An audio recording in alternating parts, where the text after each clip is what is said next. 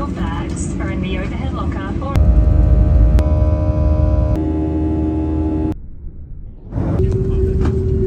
The lady at the check-in goes, "Do you have anything long?" I said, "No, I have some golf clubs." She goes, "Good, because you're not allowed to strap anything on the roof." And I said, "No worries. I'm not strapping anything on the roof. I'll put it all inside." Are in Margaret River. Stop number 7. We just traveled from the Gold Coast to Margaret River, Western Australia, which is on the other side of the country of Australia. It's a big day. 1 hour flight to Sydney, 4.5 hour flight to Sydney, Perth, and then a 3-hour drive from Perth down to Margaret River. We got the board loaded on top. Now first look at main brake. Look, that's the size you want, guys. That's not gonna kill you, and it's super fun. This size right here. Woo!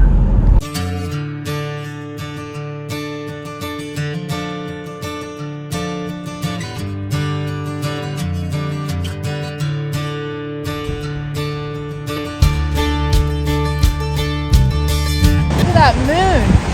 Here we are at Mars. It's about 6:30 in the morning. The waves look fun. Very lonely paddle.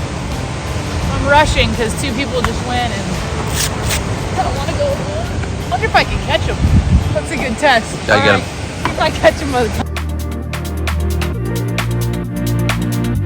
In my heart is a waterfall of silver linings and dirty laundry and bedtime.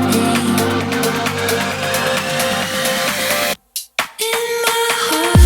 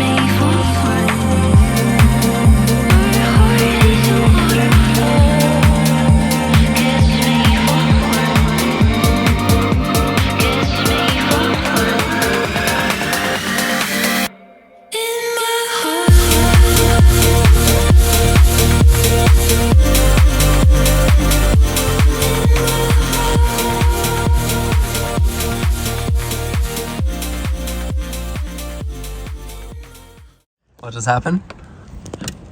This tower right here, it's a shark tower, and I've always known that, but I've never heard a shark tower go off in Australia. And you can see the buoy out there. It's the yellow buoy out the back. There's like 1,000 people on the beach, but nobody's surfing down at Lefty's. And then the thing just went off just now and went beep, all clear, stand by for instructions. Makes sense that nobody's out surfing and everyone's on the beach. I've never heard a shark alarm go off before. Good to know that they work and they're effective. There's a big Brucey in the lineup. Oh, it makes sense why we got a bunch of people just bailing. They don't want a piece of the shark. None of these guys want a piece of the shark. Everyone's outie. Out of here. If someone was to pay you $10,000 to paddle out on this little outer reef here and get that right, just one wave all the way through to the beach, would you do it for $10,000 right now? Yeah, because we're broke at the moment. So yes, I would. Knowing that there's a big old 15-foot great white somewhere in the vicinity, you could probably do it. I would You'd do it. I could pumped full of adrenaline. I would catch this wave right here, the full insider. I would not go to see the outer reef. Welcome back to another week in the Hot Corner. This week, we asked Lakey, is Western Australia the sharkiest place in the world? Let's talk about the shark factor in WA. It is certainly a very, very sharky part of our world. I would say between Western Australia and South Africa is probably the sharkiest zones that you could go to. I believe the reason that there's a lot of, especially great whites in the area, is because of the migration of the humpback whales. This involves them swimming southward from the Kimberleys all the way down into the Antarctic, and they have their newborn calves with them, which therefore brings more sharks closer to the coastline and potentially having more encounters. Let's talk about some do's and don'ts. Obviously, if the water is murky, there's fishy smelling type of vibes happening, or it's dawn or dusk, or you're seeing a feeding frenzy with birds, probably a good idea to stay out of the lineup or just give it a second till things clear up. I also don't usually surf alone in WA. It's just a rule of thumb for mine. You do get a couple crazy locals that don't care, like my friend Bronte, and they'll surf alone all the time. But I try to use the buddy system here. Ultimately, the sharks are not after us, and they're not purposefully trying to bite us. They're looking for fish or things that they want to eat. But of course, these things do happen. We've had incidences at the event. I actually was part of the event when we had to move it to Uluwatu one year because there was too much shark activity in the area. But we are in the shark's home, and that's a risk that I think most of us are willing to take. And these creatures are beautiful and really needed for our entire ecosystem.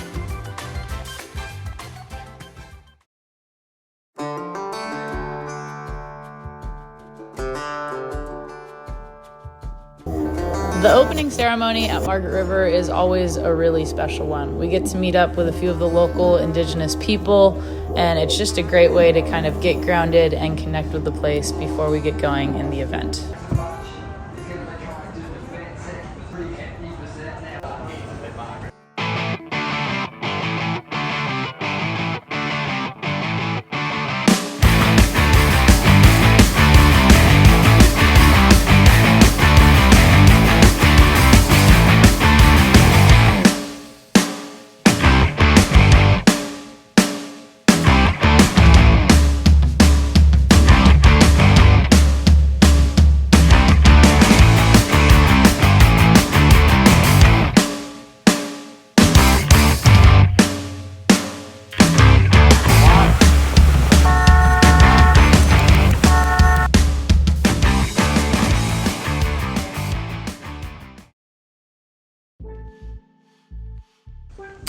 Back on the course. We've been golfing a lot this year, actually. It's been good. It's a lay day. We got like 5 lay days. So Tom and I are gonna go play a quick 9 holes. 1 point for the winner of each hole. And the loser has to take the wax off all my boards before you go home. All the boards. Okay. Which is more of a loss for me because you've traveled with about 14 boards and I've got only 4.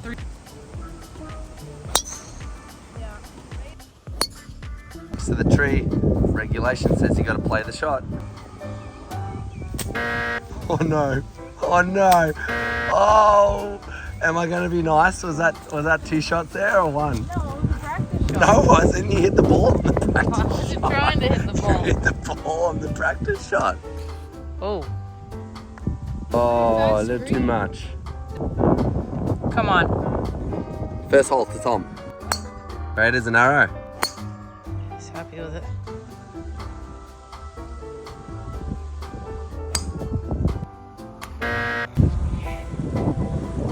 It's a new one.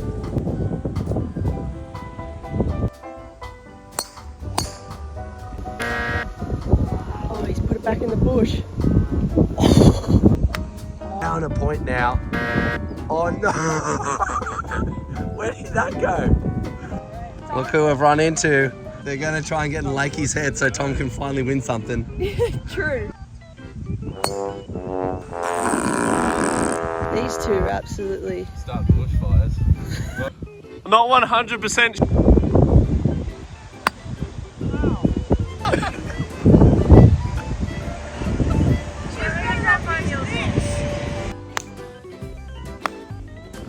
Beach day with Tom and Lakey. Oh wow, not for long. Wow, the best caddy on earth.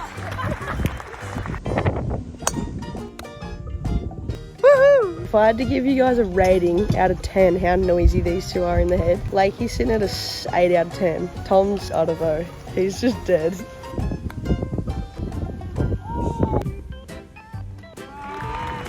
So 4 boards get re-waxed. I mean, it's gonna be 8 because I gotta re-wax 3 of mine, well, 4 of mine maybe. Win ugly, win pretty, win Tommy wins.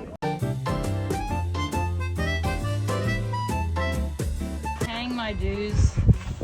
You lost golf. So what is that? We've done 1 board, I'm gonna do the 2 rest. board. I'm gonna do the other ones at home. That's perfect. Oh no, I still see a bit of wax on there. Get it working a little harder. All you need to do is go over it with a little rag now, and it'll be totally clean. All right, golf challenge Completed. halfway completed. Well, yeah, halfway completed.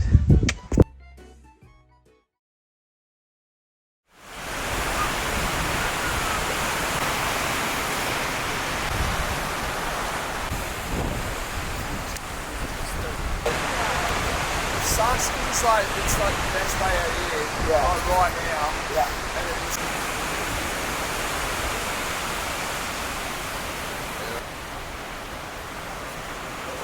nice.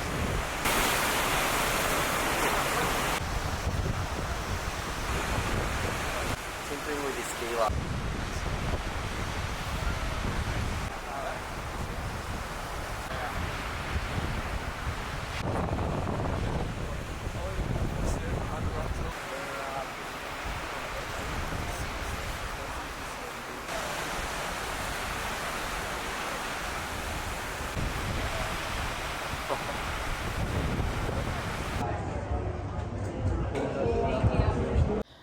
It's never fun being relegated to the elimination round, especially when there's so much riding on this event and when waves are absolutely bombing.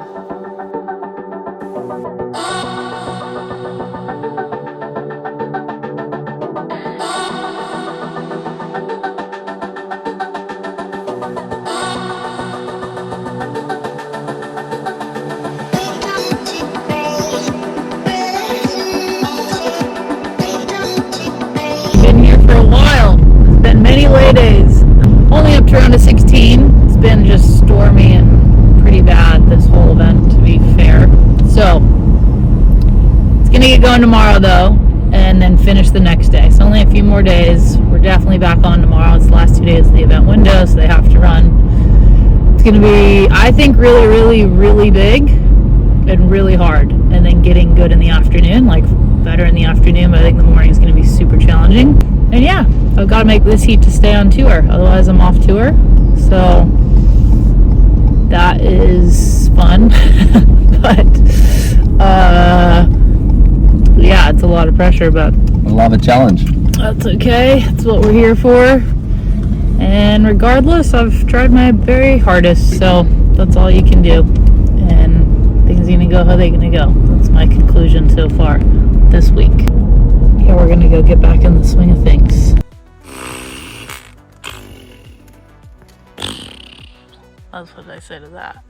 Tom doesn't want to work out with me. He's embarrassed. It's competitors area working out, you know. I don't like working out in front of other people. I don't want other people to be there.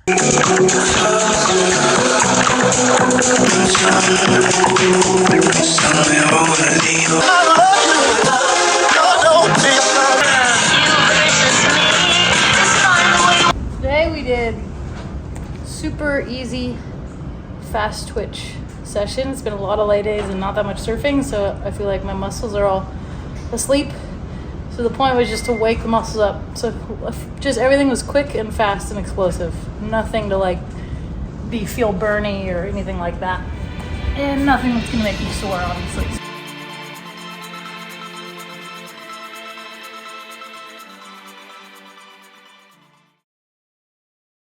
Game day. Trying to figure out how big it is. Always looks smaller in the dark, but also you can kind of hear it. Look at this guy. Get yourself a hubby like that, ladies. Get your boards ready. It's good looking. Here we go.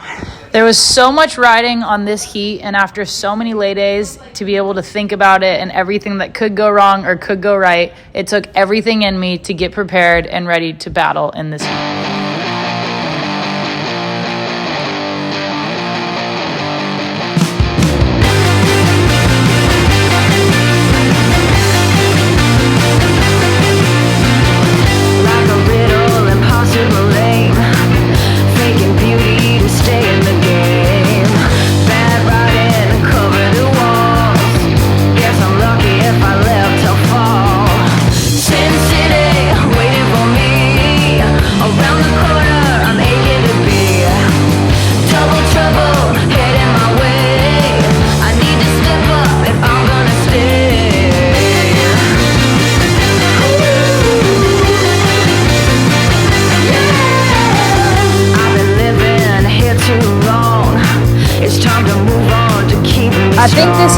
of the best heats I've ever surfed, especially under so much pressure. It definitely was a learning lesson that if you keep your mind in it and you believe in yourself, you really can achieve it. A 9.40. 9.40, good. I think one of the biggest things I've learned is when in life you have pressure situations, whether you're a pro surfer like me or any other job that you have, the best thing to do is enjoy the process of it. Enjoy the people around you, eat good food, enjoy the nature around you, and just be exactly where you are, not thinking too far ahead or too far back. This puts you in a state of present, and I think that's when we all perform our best, no matter what the process is. I had one more really big heat after my round with Tyler against Bella to make the cut for the remainder of this year, and I was fired up after my 9-point ride to keep it going and prove to myself that I could do it. No feeling sorry for myself. No beating down on someone else.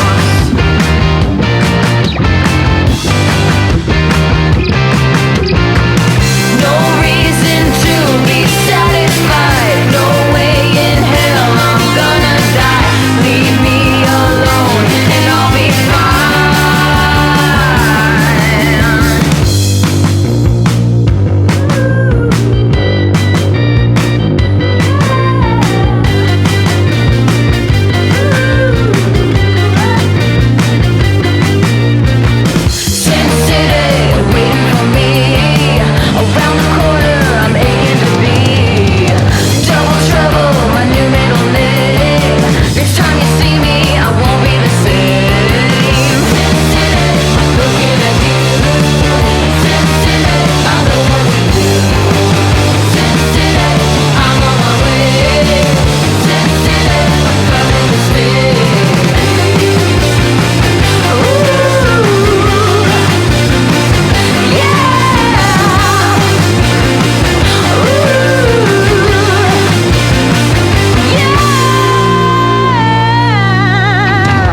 It was official. I had made the cut for the remainder of this year and all of next year. It felt so good to come to the beach and hug my entire team. It felt like when I won, everyone won in that moment. And finally, all that hard work had paid off. It's been a brutal year with not that many great results, but it makes it so much sweeter in these moments when it finally does.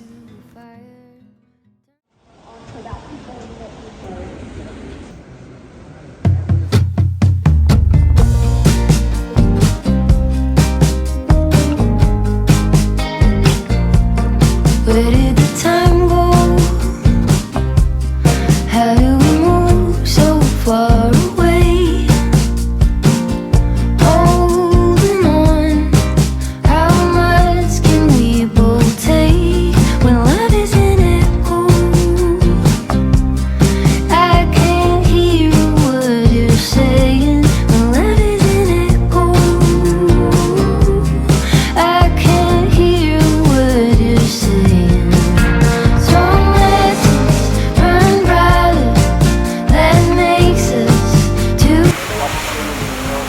Ronti's my freaking fearless leader. Me and B-Mac gonna have so much fun.